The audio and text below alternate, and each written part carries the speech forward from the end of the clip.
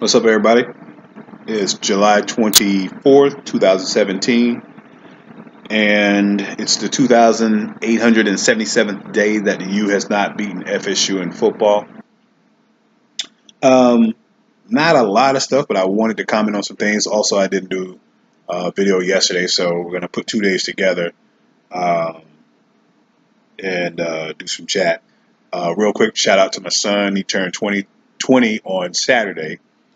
I don't know if I did a shout out on the Saturday video and I didn't want to review it. So just a quick shout out to him. Happy 20th. Uh, and I hope you enjoy yourself.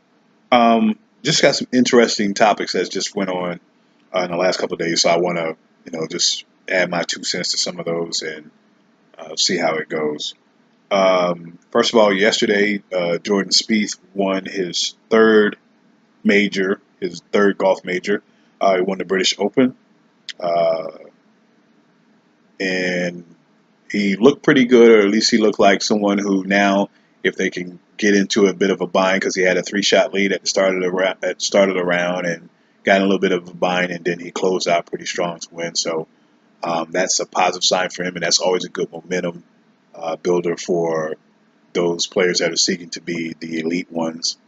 And with the PGA major coming up, PGA Championship coming up, I think at the end of July or early August.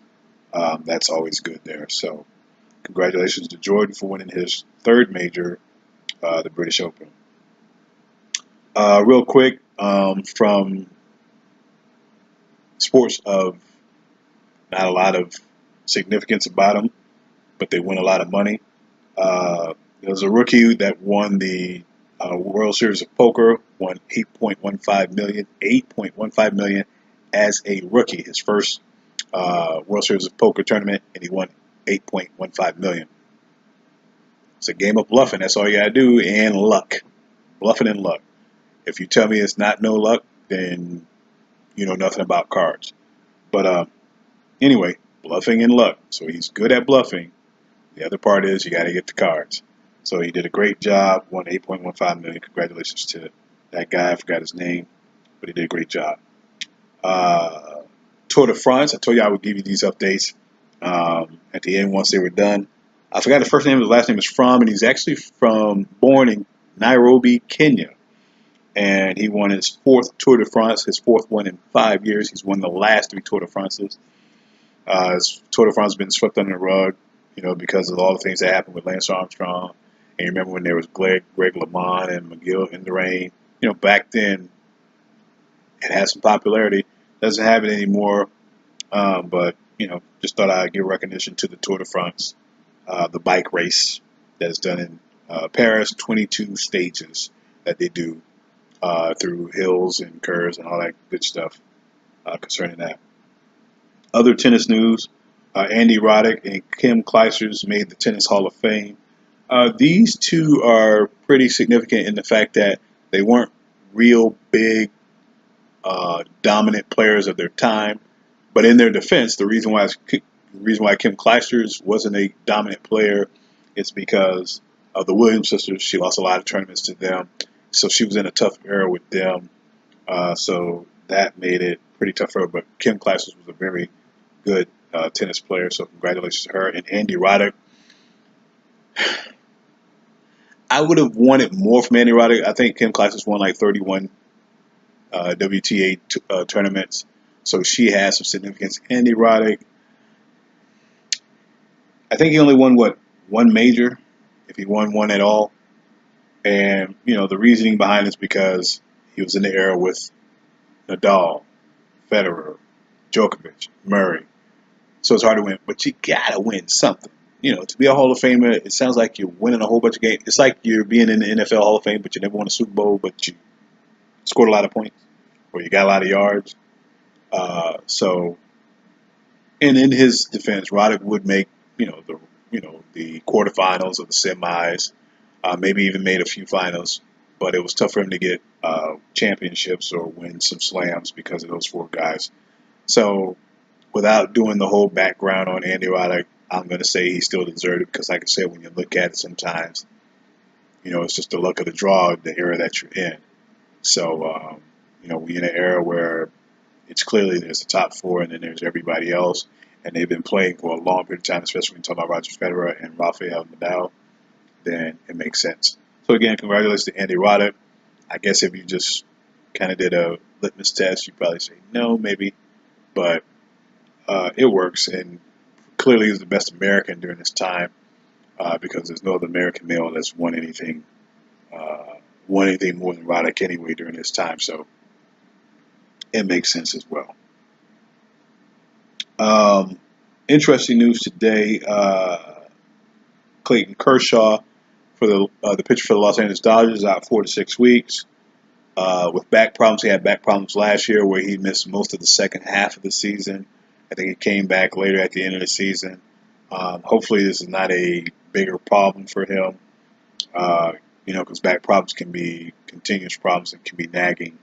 So hopefully, at least for the Dodgers' sake, because they've been doing pretty well this year, that he can come back in time for the playoffs. They can afford to be without him for 4 to 6 weeks because they're balling. They pretty much got that division already sewn up. So I think they'll be fine without him. Dodgers may be looking in the market to pick somebody up. Uh, you know, for that time period because you don't want to lose. You don't just want to continue to lose games.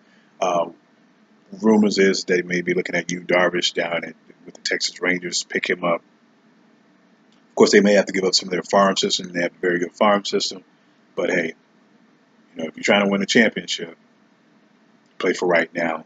Go ahead and do that. I think right now that pitching staff isn't bad, but it's great with Clayton Kershaw because every five nights he's going to get you a win. Yu Darvish, you don't know about every 5 nights, but if you don't get Yu Darvish, whatever you're going to have in place of Yu Darvish is not going to be better than Yu Darvish. So it'd be probably a good idea to get him. And like I said, they can hold the fort down until mid to late September and be good to go for the playoffs. I'm an Angels fan, and normally I wouldn't try to say things positive for the Dodgers, but again, I try to be unbiased when I'm talking. When I'm trying to be biased, you'll know. Right now, there's no need to be, so we'll go with that. The San Diego Chargers worked out RG3 today. I'm saying is RG3 canceled another workout he's supposed to do, so maybe there's an opportunity for him to get with the Chargers. I don't think it's a bad idea because RG3 has experience. I don't know if he fits that system, but he has experience. He likes to throw the ball. Hopefully, he fixes personality. Hopefully he's learned how to be a team player. I don't think he was a team player in Washington. I think he learned a little bit by being in Cleveland. Humility when you go 1-15. So I think he might have learned something there, but we'll see what happens. Now, the flip side of that is RG3 is not a bad quarterback. I think he's one of the best quarterbacks that's available out there. He probably could be a starter on a lot of teams. Like I said, unless his personality is not right or his team spirit is not right. Unfortunately, I got to throw Colin Kaepernick in this situation. At least from a late standpoint, the last 2-3 years, Colin Kaepernick is a better quarterback than RG3. So, not even taking a look at RG3, I would be wondering why Chargers would not do that. I think if you sincerely are trying to get Colin Kaepernick on your team, he'll play on your team. I don't want to hear anybody say, hey, it's about money. Now, unless I actually hear it's about money, I don't believe it's about money. I don't think any team is genuine in trying to get him on the team to where he feels, hey, okay, yeah, I'll come on and play on your team. The money's not a big deal. If the money was a big deal, he never would have opted out of his contract with the 49ers, if the money was a big deal. That's the one thing people don't understand. How he's going to sit here and cry for money when he could have made more money by staying in San Francisco and still be a starter. He might have got lowballed and been on the bench, but he's still getting his money. So if anything was about money, he'd stay in San Francisco and maybe get him to trade him or release him and he still gets paid and then still be in the same situation but still have the money. If he would have stayed, then all the critics would have been like, oh, you see, he's not leaving that check. So, damn if you do, damn if you don't. But at the end of the day, like I said, Colin Kaepernick can start on at least a third of these teams. And San Diego should have at least looked at him. But like I said, if it's about money, then it makes sense to not bring him in. Don't say system because RG3 does not necessarily fit this system. It's not the same system. Colin Kaepernick, not necessarily, but hey, if a quarterback has talent, you bring him in anyway, try to get it done. So hopefully Kaepernick finds something if that's what he's really trying to do. Otherwise, RG3 might not be a bad idea if he can, if he's got his mind, if he's got a head screwed on, right? I saw the Chargers QB roster. There's Kellen Clemens, and then there's 2 rookies. And so basically, if Philip Rivers go down, we're in bad shape. So more on that if anything else develops. Cleveland Cavaliers signed Derrick Rose to a 1-year, $2.1 million contract. That's basically the veteran's minimum, and it's just a 1-year deal.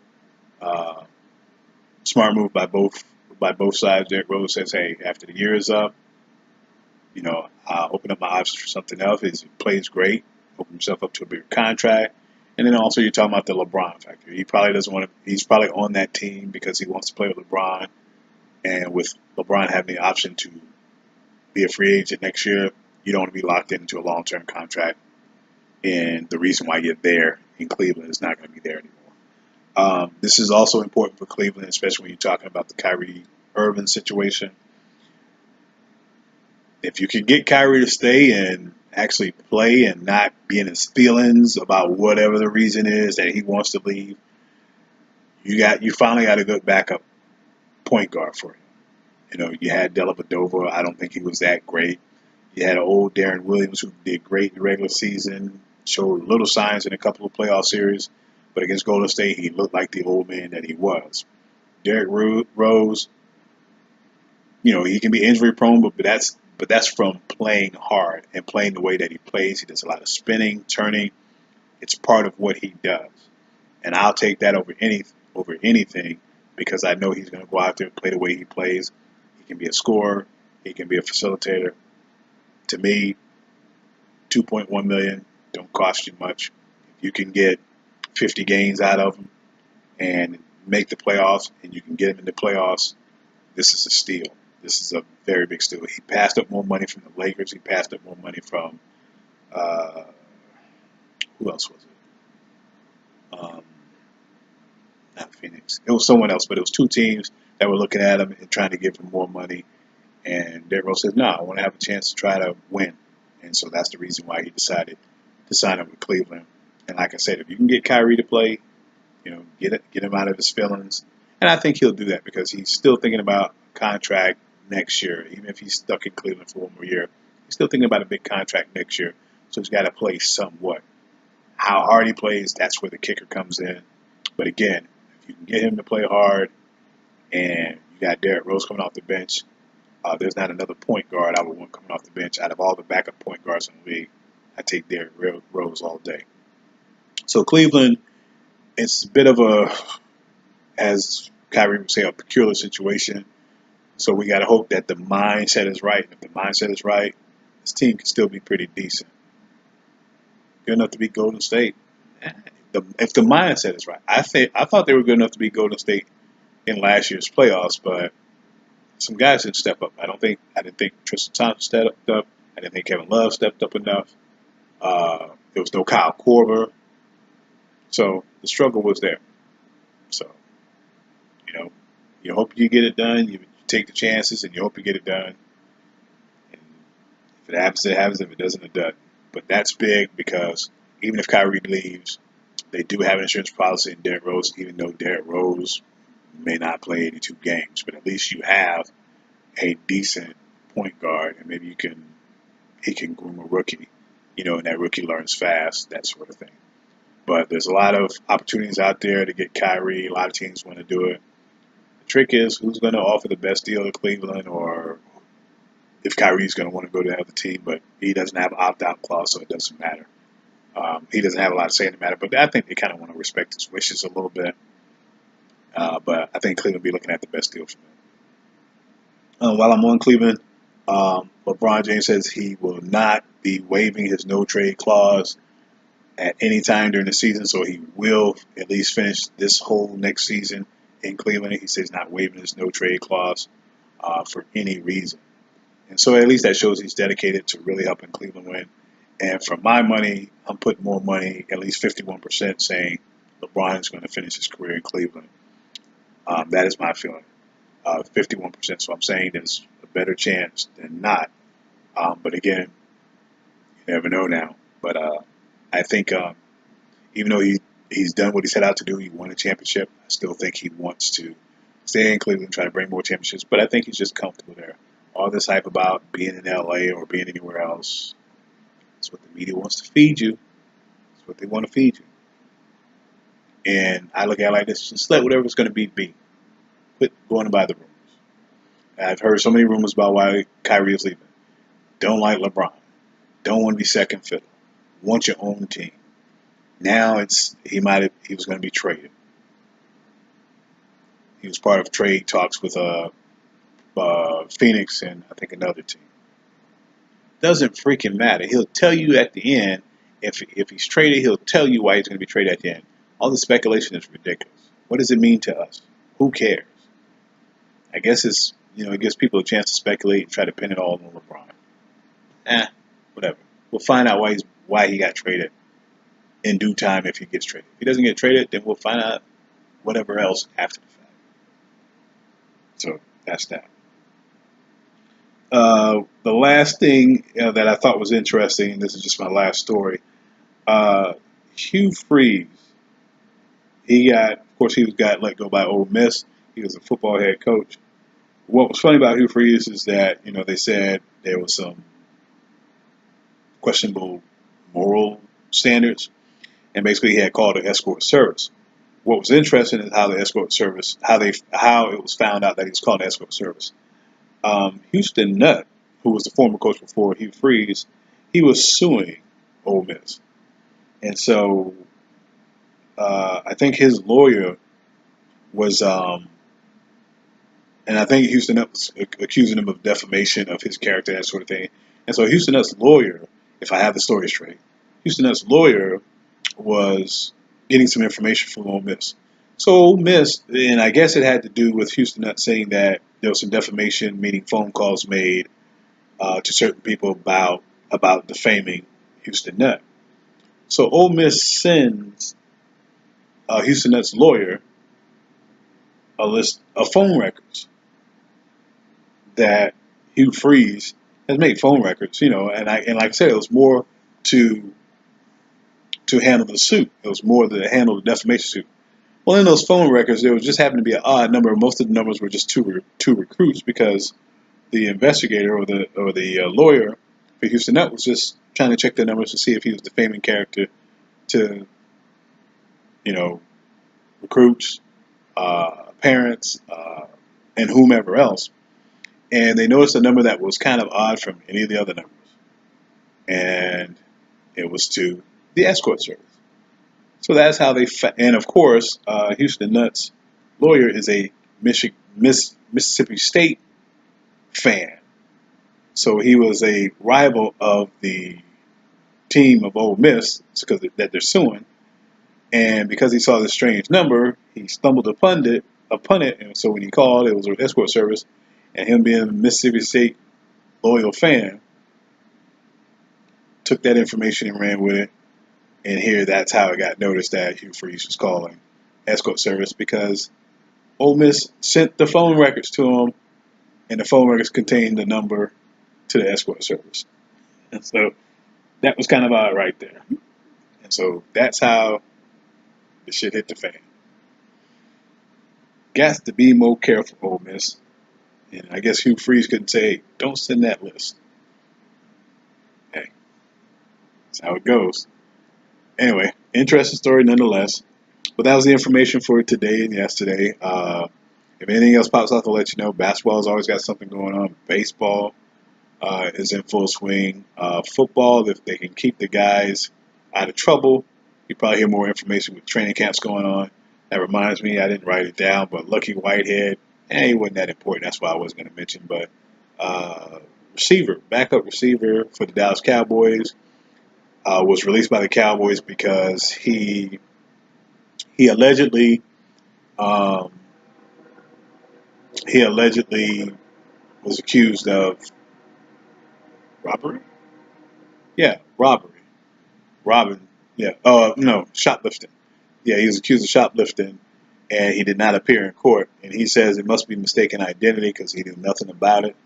It was in Virginia. He said he wasn't in Virginia at the time that they said this situation, the shoplifting had happened. And that could be the case, but the Cowboys let him go with whatever information they had, which just means they're going to let you go anyway.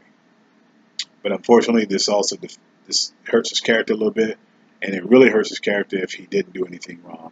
So Lucky Whitehead has been unlucky because you remember last week or the week before, someone stole his dog and tried to sell it back to him for ransom. And now he just lost his job for what could be mistaken identity.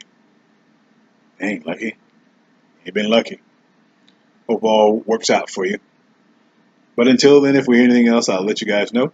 Otherwise, take care. God bless. And free Colin Kaepernick.